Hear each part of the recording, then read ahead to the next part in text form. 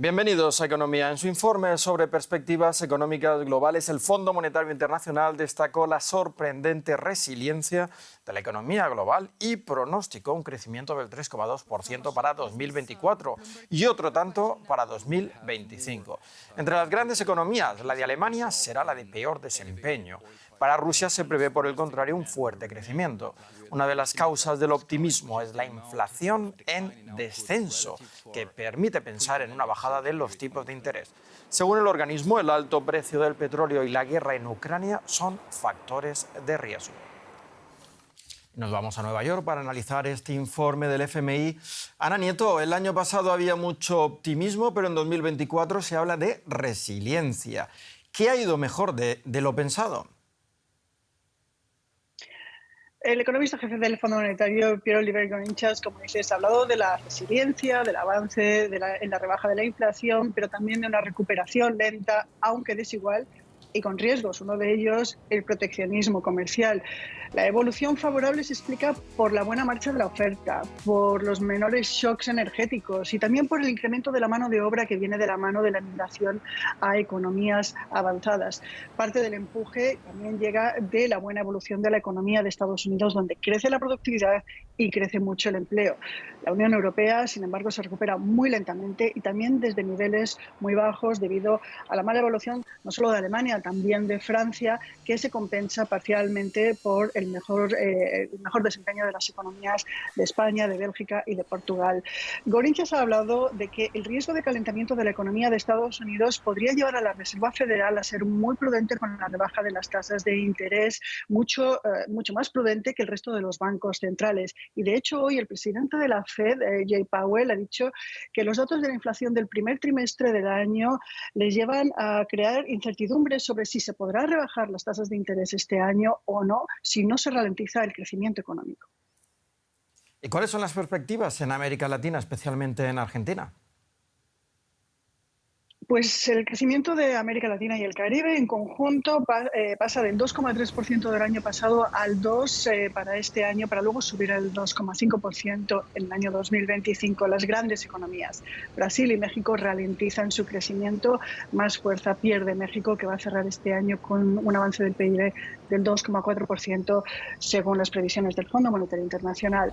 Para Argentina se espera una fuerte caída de la inflación y una mejora del PIB, aunque este año todavía va a estar en negativo, en 2,8%, para luego subir el año que viene al 5%. Gourinchas ha dicho que el paquete de estabilización del país para restablecer la estabilidad económica es muy ambicioso y está empezando a verse en las cifras de inflación.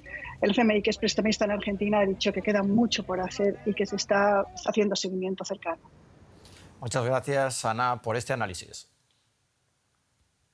Gracias.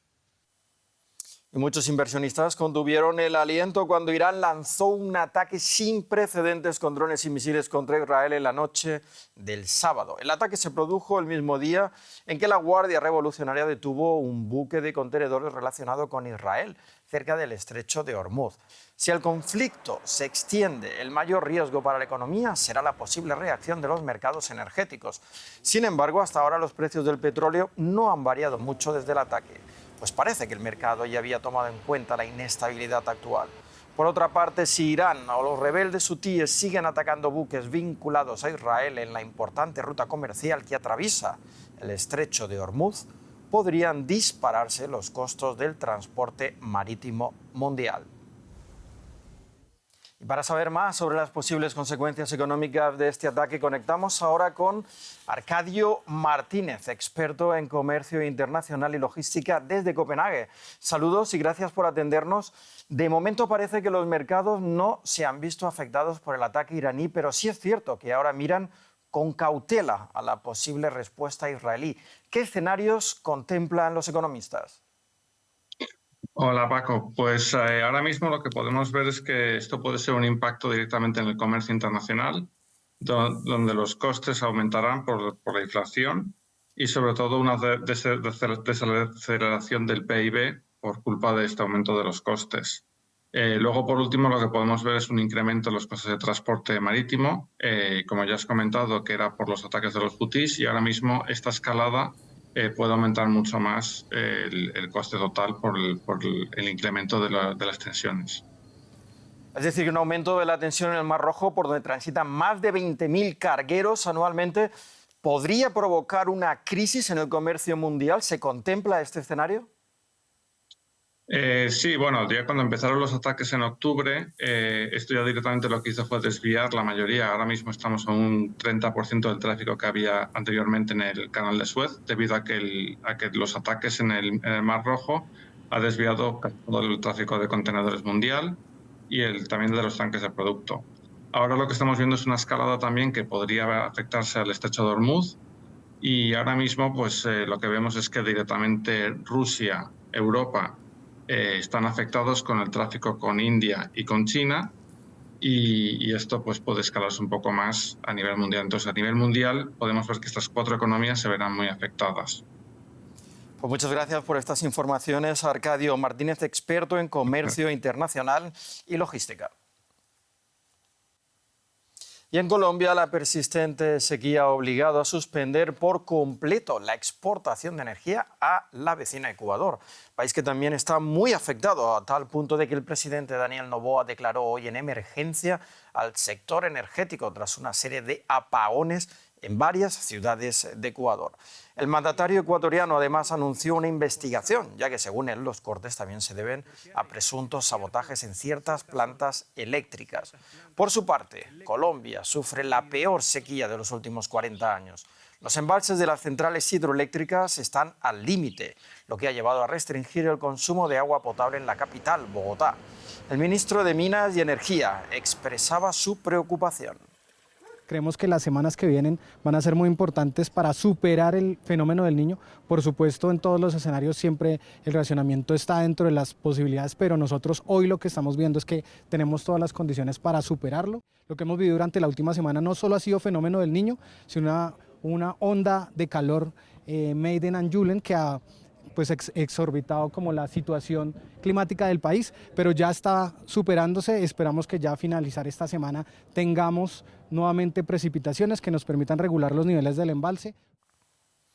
El manganeso es un metal necesario para endurecer el acero. Por ello, también es importante en la fabricación de armas. Rusia importa grandes cantidades de mineral de manganeso. Buena parte del metal llega a través de los puertos bálticos. Ahora Letonia empieza a pensar en medidas para poner fin al transporte de manganeso por su territorio hacia Rusia. Riga, en el mar Báltico. En este puerto cargan y descargan 3.000 barcos al año. Hay mercancías que van y vienen, incluidas las destinadas a Rusia, como el mineral de manganeso procedente de África. El año pasado fueron 1,4 millones de toneladas. Las exportaciones han aumentado con la invasión rusa en Ucrania.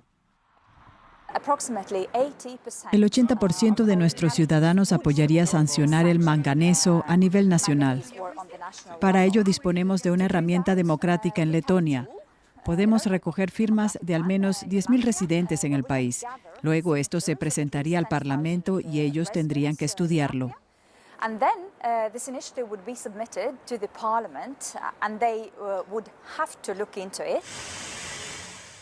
El manganeso se utiliza en Rusia para la producción de acero y armas, para reforzar los productos, y por ahora el transporte a través de la Unión Europea es legal. Tenemos que ser conscientes de que este producto puede utilizarse con fines militares para producir artillería o blindados que pueden volverse contra nuestro pueblo y nuestras democracias. Es algo impensable, es absolutamente escandaloso. Miles de letones trabajan en el puerto. Riga se beneficia del comercio con Rusia. Por eso, Transparencia Internacional duda de que el gobierno letón vaya a restringir el comercio de manganeso. Tenemos a un oligarca, Einar Schlesers, en el Parlamento. Hace un par de semanas, respecto al manganeso, decía en el Parlamento que debemos mantener la cooperación económica con Rusia, porque de lo contrario nuestra economía se hundiría. Pero es cierto. Pero un informe del Banco Central letón dice que eso no es cierto y que el PIB de Letonia solo experimentaría una ligera caída si pone fin al comercio con Rusia. Sin embargo, los puertos letones sufrirían si se restringe el comercio. Eso es lo que ocurrió después de que Rusia se anexionara Crimea en 2014 y el gobierno redujera en un 60% el comercio con Moscú.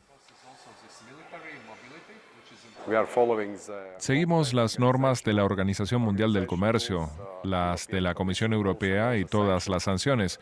En este caso se cumple plenamente.